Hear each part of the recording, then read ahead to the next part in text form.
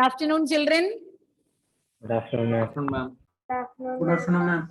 We were discussing about Kingdom Monera. We started with Kingdom Monera and the different categories or different classification of the kingdom or the bacteria based on the shape, mode of nutrition, and also depending upon the habitat where they survive. We discussed all that and we'll be continuing with the same thing.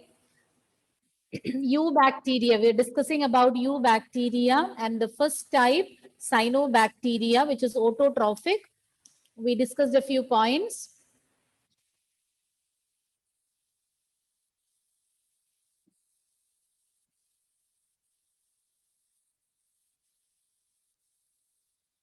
We had discussed all these points, but I'll just repeat all these once again. Cyanobacteria, eubacteria includes different types of bacteria or different, the bacteria coming under eubacteria. They have different modes of nutrition. The first one is cyanobacteria with autotrophic mode of nutrition. Autotrophic bacteria.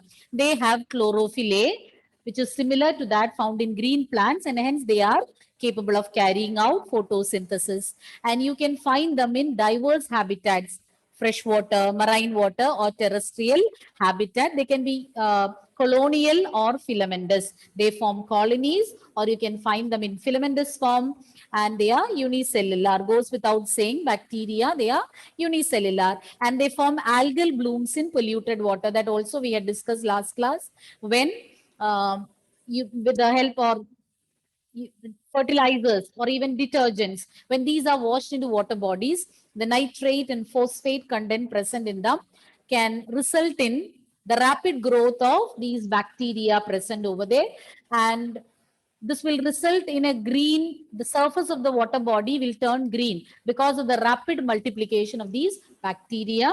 And there are several drawbacks for this algal bloom, and it will cut off the supply of sunlight into water body, and also the oxygen.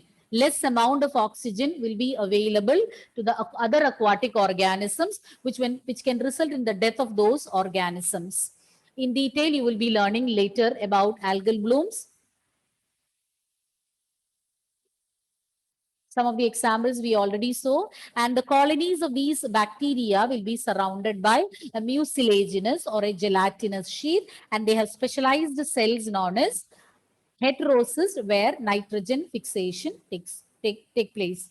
Okay, where the fixation of nitrogen will be taking place, and those specialized cells we call as heterocysts. Algal bloom is very important. Hope you have understood. You want me to repeat it? The points what I mentioned about algal bloom? No. Example, nostoc and anabina. Next is about chemosynthetic autotrophs. Autotrophs, in the beginning itself, we had learned you can categorize them into chemosynthetic and photosynthetic. Photosynthetic already we completed. Cyanobacteria come under that category. And chemosynthetic autotrophs are also present under eubacteria.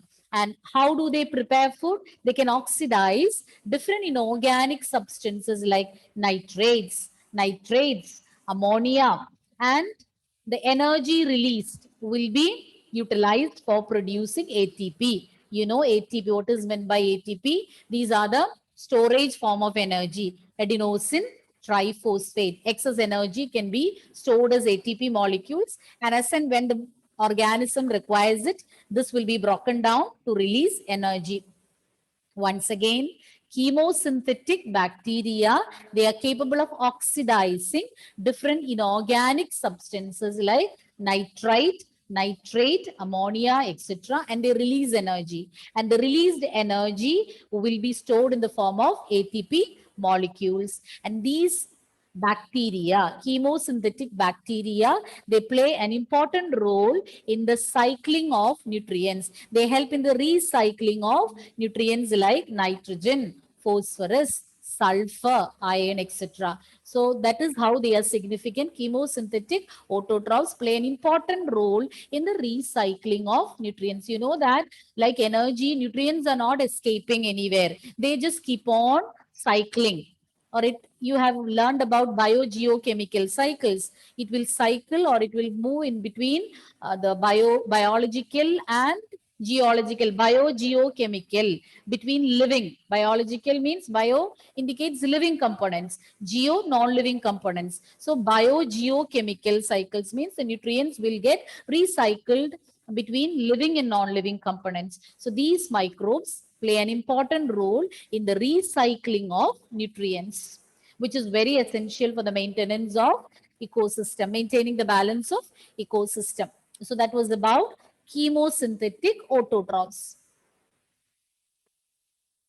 Next is about heterotrophic bacteria. So under eubacteria, the first category we completed, that was autotrophic bacteria.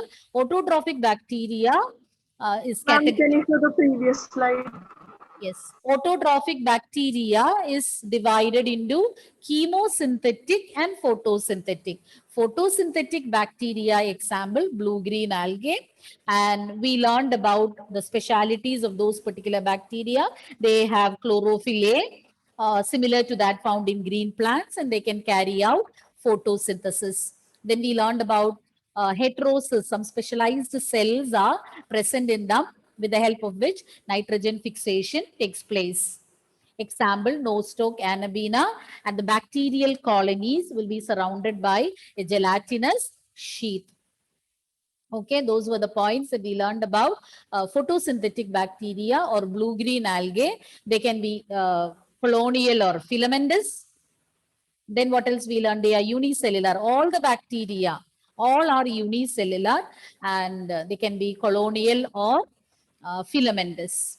And then we discussed about chemosynthetic. They are also coming under autotrophs because they also can prepare their own food using chemical substances. They oxidize inorganic substances such as nitrates, nitrites, and also ammonia, and they release energy by the oxidation of these substances. And the energy which is released, it is used for preparing or producing ATP molecules. As you know, ATP is a storage form of energy. As and when the organisms need energy, ATP molecules of phosphate bonds will break and release energy. And these bacteria play an important role in the recycling of nutrients. Can I change? Yes, ma'am. Next, we are moving on to heterotrophic bacteria. Autotrophs are completed. Next is about heterotrophic bacteria. They cannot prepare their own food. They depend upon other organisms for their food. They are the most abundant. When compared to autotrophic bacteria, these are more abundant. They act as decomposers. So decomposers, you know that they act on the dead and decaying matter. The complex substances present in them will be broken down to simpler substances. That is why we call them as decomposers. They carry out decomposition. They also help in the recycling of nutrients because they are carrying out decomposition. So they help in, they also help in the recycling of nutrients. Then they are very useful in making curd. Which bacteria help in the preparation of curd? Lactobacillus. Lactobacillus. Production of antibiotics. One such genus of bacteria is Streptomyces. Several species coming under the genus Streptomyces are used in the production of antibiotics. Many more are there. I just said an example. Then helps in the fixation of nitrogen in legume roots, in leguminous plants. You know, those pulses and all, they have specialized root nodules, and in the root nodules, these plants lodge some specialized bacteria which can fix atmospheric nitrogen. Example, Rhizobium bacteria. And at the same time, they can cause several diseases. They are pathogens, disease-causing organisms. They can cause diseases in human beings, crops, cattle, pets, etc. In humans, they cause diseases like cholera, typhoid. Cholera is caused by Vibrio cholerae, then typhoid by Salmonella typhi, then in citrus canker, in citrus fruits, in crop plants, Citrus plants also are affected by the disease known as citrus canker. Then anthrax in cattle.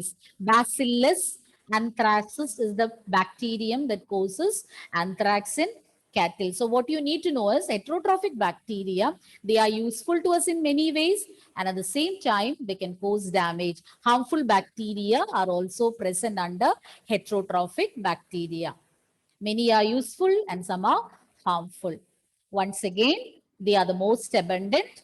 They are decomposers, important decomposers. So being decomposers, they also help in the recycling of nutrients. You know that decomposers will act on the dead remains of organisms, and the complex substances present in them will be broken down to simple nutrients, and it will be released to the soil, and from there plants will absorb. From plants again, other animals, consumers will take these plants, so they feed on these plants and they also get these nutrients, and again when they die and decay, it will come back to the soil again with the help of decomposers. So they help in being decomposers, they also help in the recycling of nutrients, and they are useful to us in many ways. Say for example, preparation of curd from milk, and when curd is being when milk is getting converted to curd, the nutritional value is also enhanced, because it will, these bacteria, lactobacillus, they will help in enhancing the vitamin B12, increase the amount of vitamin B12 in milk, and thereby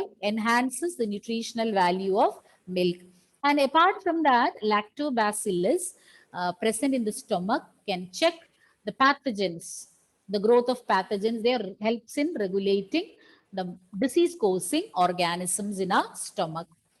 Then production of antibiotics, nitrogen fixation. So those are some of the uses of these heterotrophic bacteria. But some of them, they are pathogens. They can cause diseases, not only in human beings, in animals as well as in plants. And some of the human diseases are mentioned: cholera, typhoid, citrus canker is a disease found in citrus fruits. Anthrax is found in cattle. Okay, children?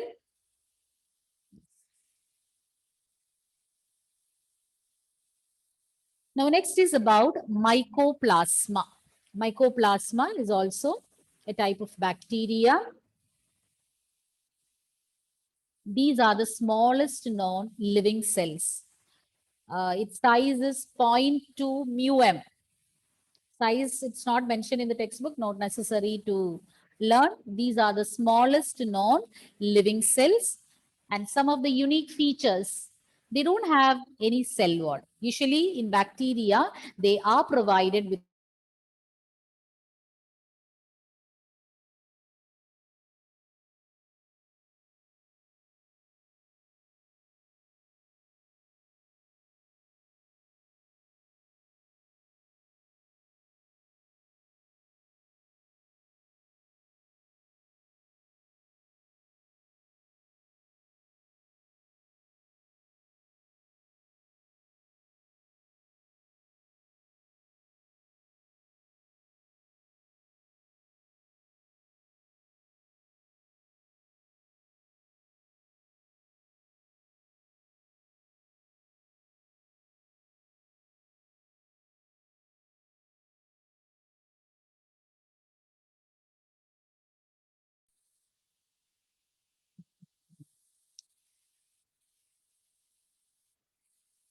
So we were discussing about mycoplasma.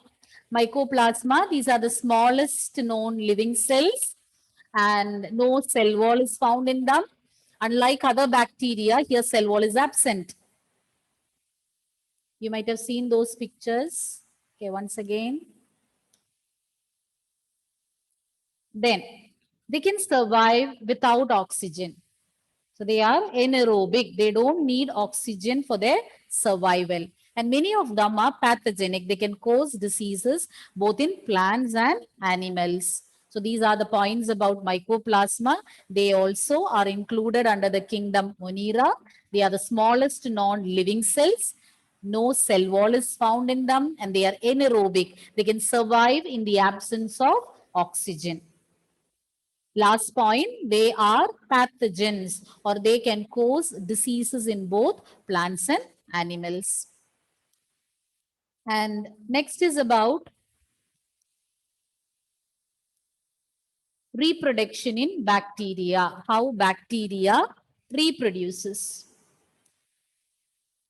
They can reproduce asexually by means of fission. Fission you might be knowing, no? You have learned binary fission, multiple fission and all you have learned. So by fission, by the splitting of the cell nucleus as well as the cytoplasm, the cell as such will be getting divided. So that is by fission. Asexual reproduction is by means of fission. And under unfavorable conditions, when they cannot carry out reproduction by other methods, when the conditions are not suitable, they reproduce by means of spores. And bacteria are also capable of carrying out sexual reproduction. So they can carry out sexual reproduction as well as asexual reproduction. Asexual reproduction is by means of fission or through spore formation, whereas sexual reproduction takes place by means of a process known as conjugation. In conjugation, two bacteria, they come closer and they transfer their genetic material. They transfer DNA. And mainly the genetic material that is getting transferred, you call it as plasmid. More about plasmid next year you will learn. Plasmid means apart from the chromosomal DNA, they have some circular DNA. Some circular DNA, you call it as plasmid. So you can learn about it later, not to worry. Just understand that when conjugation happens, the DNA is being transferred from one bacterium to another. And for that, they have some specialized structures, which you call as pilus.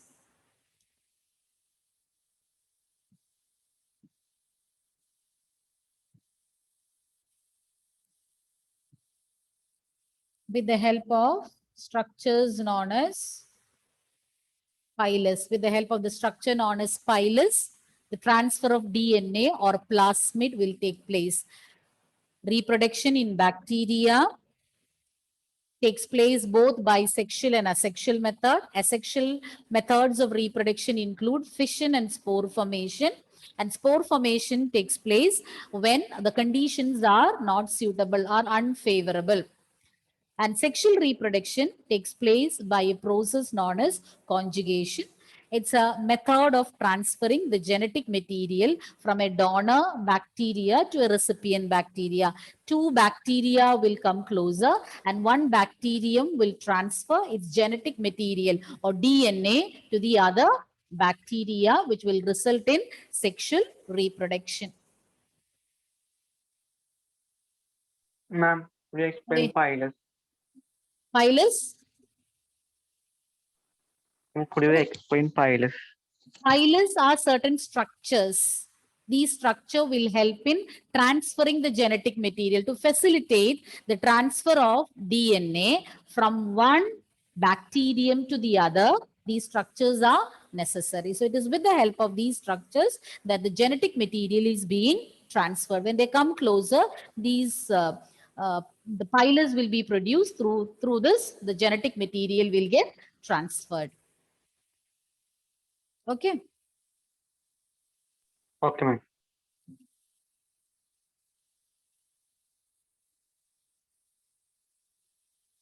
I think it's not mentioned in the textbook. These are certain structures which help them in transferring the genetic material. Okay. We'll stop here so that Emmeline can take a seminar today. So we will have a quick recap and then 4:10. Okay. Summarize the points that we learned. Ardra, Alentina, Jyoti, Alina, Sanjana, Abhinav, Asif, Agna. Ma'am, Yes. Video is on. I'm having Okay, okay. Nimita, summarize. Okay, Ardra, I understood connectivity issues there. Okay. Nimita? yes, ma'am. Mycoplasma. Mycoplasma. Yes. Mycoplasma. No, from the beginning, no? What we learned this period from chemosynthetic bacteria we started, no? Tell me about chemosynthetic bacteria. They are autotrophs or heterotrophs, Nimida? Autotrophs. Uh, They're autotrophs. autotrophs. Okay. How do they derive energy? How do they obtain energy? Okay, they inorganic substance. They oxidize. They oxidize inorganic substance and Example for those inorganic substances? nitrate, nitrite, and Ammonia. ammonia. Then, yes. And then Uh, they'll release the energy will be used for the production of ATP. energy which will be utilized for ATP production. Then another important role of these chemosynthetic bacteria, Sarah, how do they help in maintaining the balance of ecosystem? They help in They help in releasing nutrients. Recycling of nutrients. Then what else we learned? We learned about heterotrophic bacteria. Anjana, heterotrophic bacteria, Most abundant in nature. they are the, They are most abundant in nature. okay. Then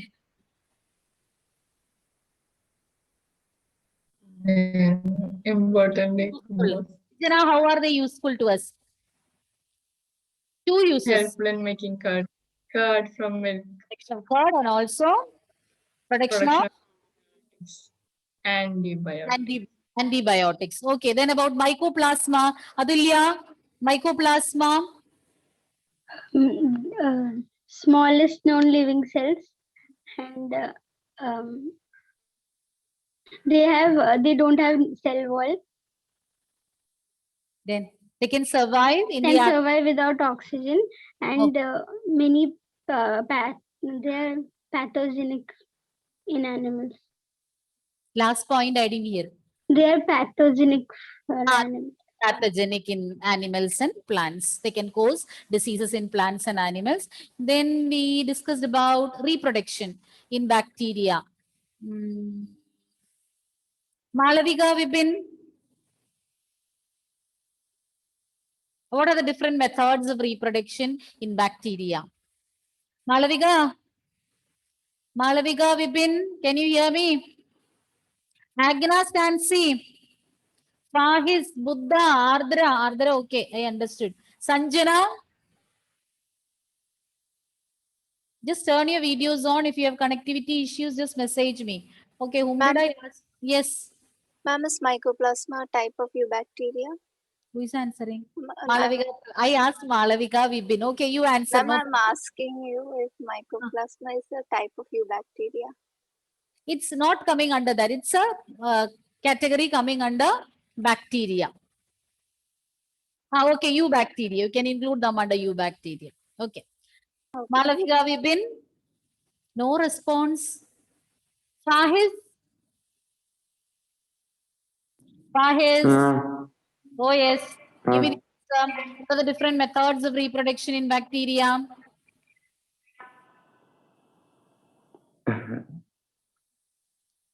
Huh? Ma'am, I have some connection issues, so I didn't hear that part. Yes. Shreya?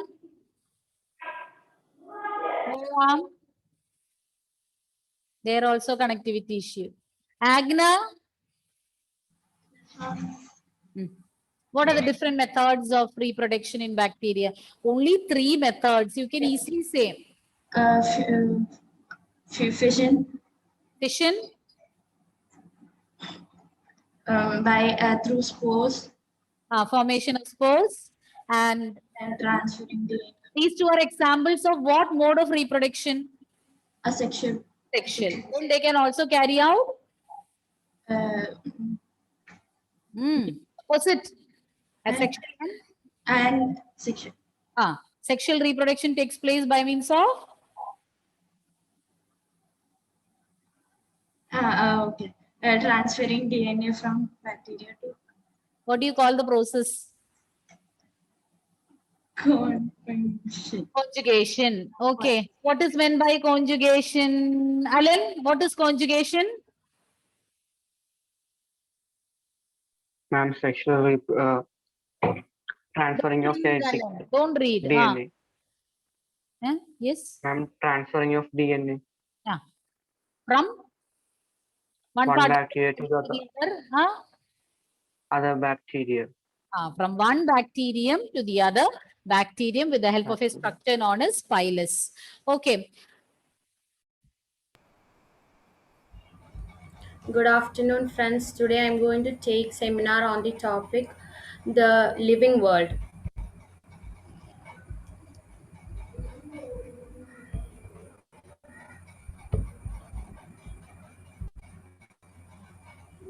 So as I said before, we are going to start the seminar on the topic the living world. So, what is a life? Life is a unique, complex organization of molecules expressing through chemical reaction, which leads to growth, development, responsiveness, adaptation, and reproduction. So, as we know, that the molecules present inside an object will combine and form some reactions, which will lead to growth, development, responsiveness, adaptation to environment, and reproduction. That is mean by life. Next, what is living organism? A living organism is a self-replicating, self-regulating interactive system capable for responding to external stimuli. That means, what do you mean by self-replicating? So, as you learn in earlier classes that DNA replicates, DNA divides. So self-replicating means division, and the living organism are will respond to the external stimulus. There are some properties of living organism, that is growth, reproduction, metabolism, cellular organism, and consciousness. We'll study one by one in detail. First is growth. In living organism, growth is the increase in mass and number of cell by cell division. In living organism, in humans, animals, the growth means that it is the increase in mass and number of cells by cell division. In plants, the growth happens throughout the life plants, and in animals, to a certain age only will grow. Next, growth in non-living things. Non-living things grow in the increase in mass and size. That means by accumulation of particles on the surface. As you see in mountains, particles come and accumulate on the surface. So, as non-living thing as well as living thing growth is a non-defining property. Next property is reproduction. Reproduction is a process in which offerings are produced having similar features. As you know, the young ones or the next generation is produced. And organism can be sexually as well as asexually reproduced. But some living organisms like mule, worker bee, and infertile couples cannot reproduce. They are living organisms, but they are not capable for reproduction. So, as living things and non-living things can, as we said that all living things can be reproduced. Now, it is said that non-living things cannot reproduce. So, reproduction is non-defining property. Next is metabolism. Metabolism is a sum total of all biochemical reactions takes place in our body. All the reactions which takes place in our body is named as metabolism. And metabolism can be done outside the body. Okay, this metabolic reactions which is done outside the body that will take place in non-living things. But the reaction which happens is living thing. The main place where the isolated metabolism or the outside metabolism happens is at laboratory. So metabolism is a defining property. Now next is cellular organisms. All the organisms are made up of cells. They may be unicellular as well as multicellular organism. Thus, it is a defining property. Next is consciousness. Consciousness is an ability of organism to sense environment and respond to environmental stimuli. So all all living organism will respond to their stimulus. So what do you mean by external stimulus? That means pollution, temperature, light, etc. comes under environmental stimulus. Okay. All organisms are aware of their surroundings, and human have a special character, that is, we all are self-conscious, and thus consciousness is a defining property. Now let us summarize the point which we have studied. Properties of living organism are mainly classified into two, that is non-defining properties and defining properties. Non-defining properties include growth and reproduction, but defining properties includes metabolism, cellular organizations, and consciousness.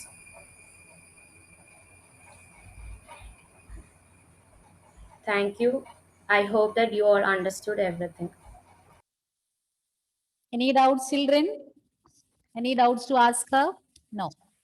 And Emmeline, it was good. And that cellular organism you had written under the explanation, no? It should be made cellular organization. Where is Emmeline? Where are you, Emmeline? Ma'am. Okay, it was good. Okay, I think a little bit fast you went. You felt so? Only that, but you were confident and you presented it well. Okay, I want others also to do nicely. And next class, how many of you are coming prepared? How many of you will come prepared in the next class? Monday? Out of those who have given me the names? Hmm? Nobody is saying anything.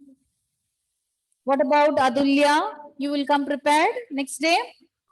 I'll try. Yeah. Monday. Try. I'll try. I'll, You can. Okay. I'll try.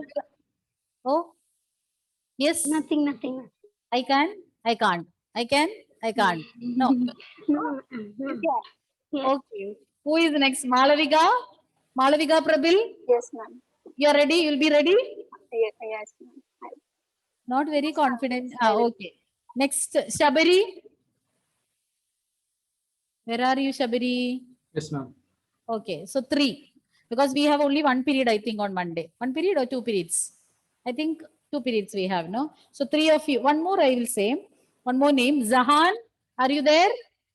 Zahan. He's not there. Okay. Ma'am, Monday you have only one period. Monday only 1 period. Okay, then 3 of them. I'll manage somehow. Okay. Then remaining others can do it on Wednesday. Okay. And as soon as this chapter is over, others can get ready. You can revise your daily portions.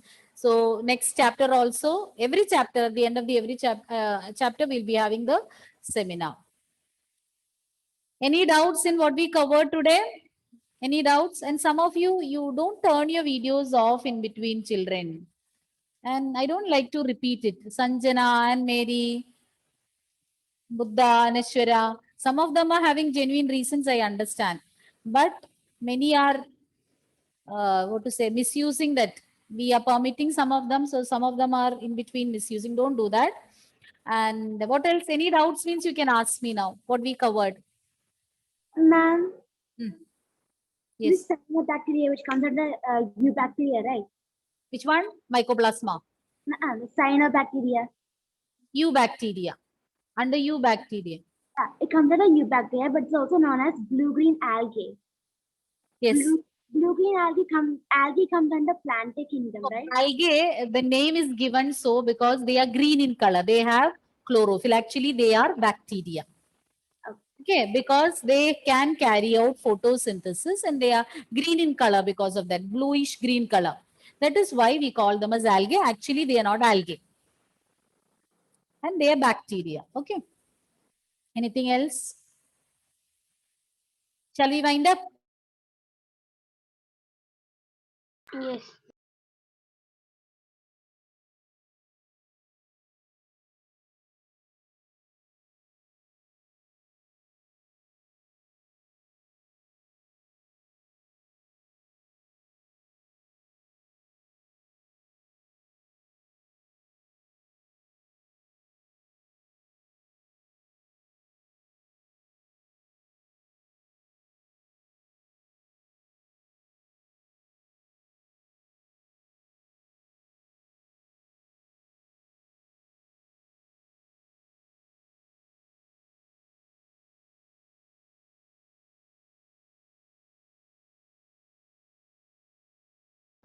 Can I ask one? What is example of algae bloom? Somebody please.